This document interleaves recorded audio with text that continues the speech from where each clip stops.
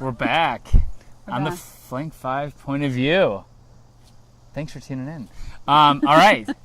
So Emily, so we're doing these occasional conversations on topics of interest and things that we're doing and trying. So want to talk about reflection. What about it? Reflection. So this is super popular these days. Everyone's talking about reflection, self-reflection. Lots of research around how highly effective leaders, one of their curated practices is around being self-reflective and, finding time for that, etc. But let's break this down. So, I think for a lot of people, including me, I think that, I know it's important.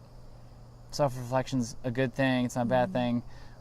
But what does it look like in practice? And how do we make this real? So talk to us about self-reflection. How do you think about it? So reflection, can look a variety. I love that you brought this up. How does it look? Because it looks different for different people.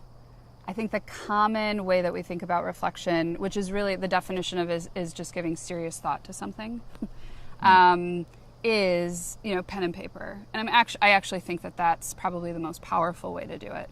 But you can also reflect through activity, through movement. You can reflect through stillness, through meditation. Reflection is an opportunity to sort of look back, to look forward. And if we don't do it, the consequence is that maybe we make decisions that are not from our truest self, that are, more likely to make us fulfilled. They're just sort of that rapid response, sort of our, the knee-jerk reaction. And then the consequence of that is that we find ourselves in work that is not aligned with who we are, not aligned with our strengths. And reflection is a really, really important tool for accelerating our learning.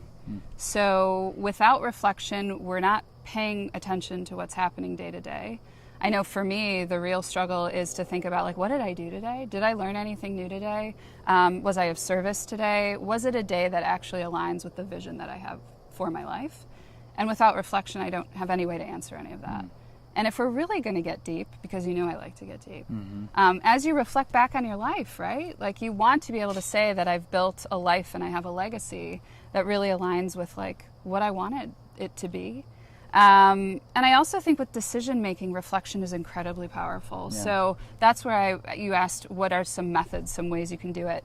I really think the written reflection is really powerful for making decisions, both before you make them and after. So coming into a decision and thinking about how do I want to proceed with buying a new home?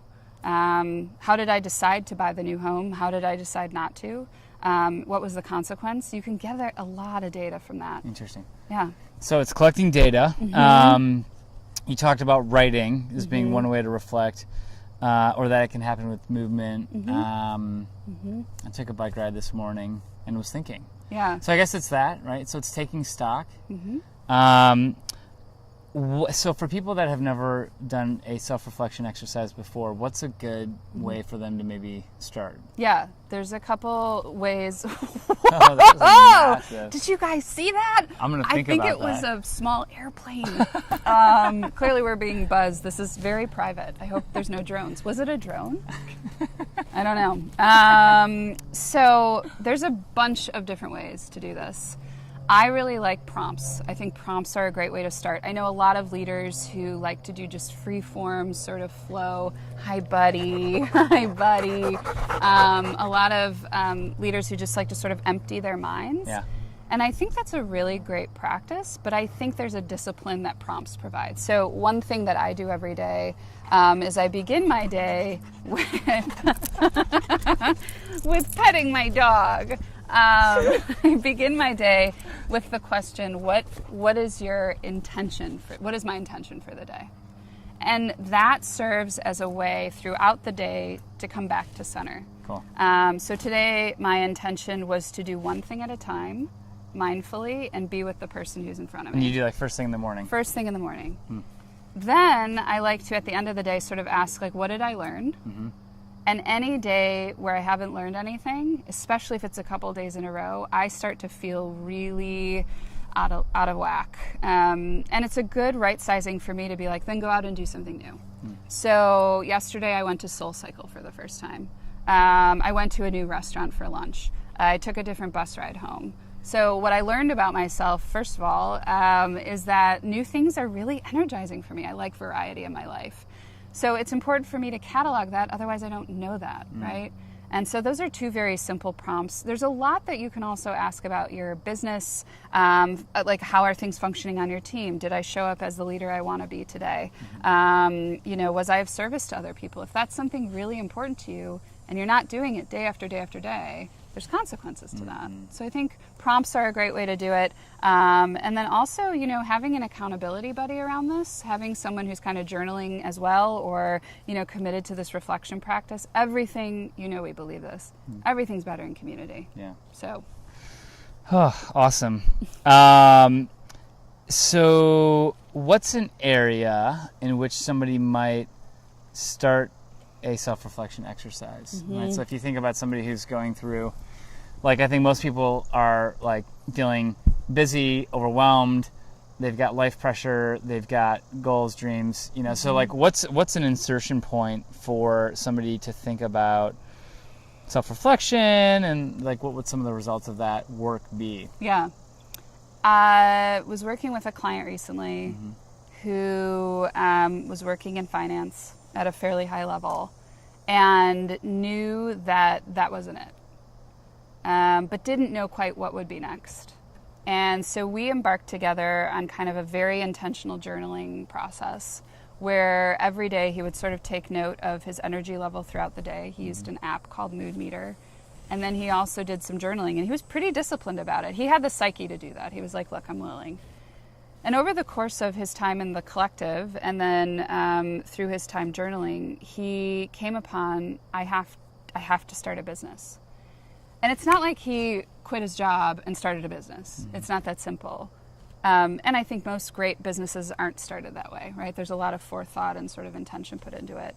So over the course of journaling, he not only realized that I need to do this, but he began to sort of think about what would it be. And so concurrent with working in his job, he started to put those pieces in place. And it made it so that I think it was maybe a couple months ago that he actually did quit. And he has started a business, and he's getting funding, and his anxiety level is so much lower than I think it would have been without reflection, because he knows with conviction that this is what he needs to do, because he practiced.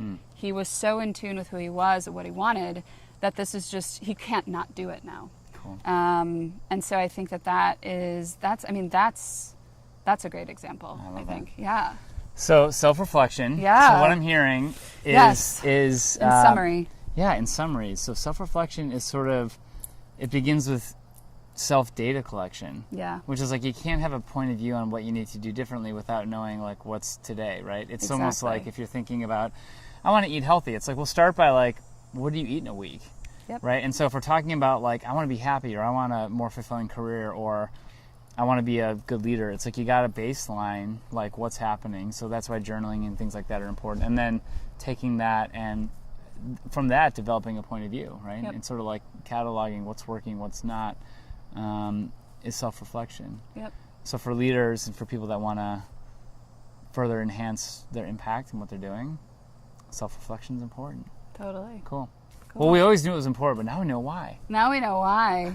Thanks to me. Thanks, Emily. No, thanks to everyone. And that's the Thank you. Flank 5 point of view. Point of view.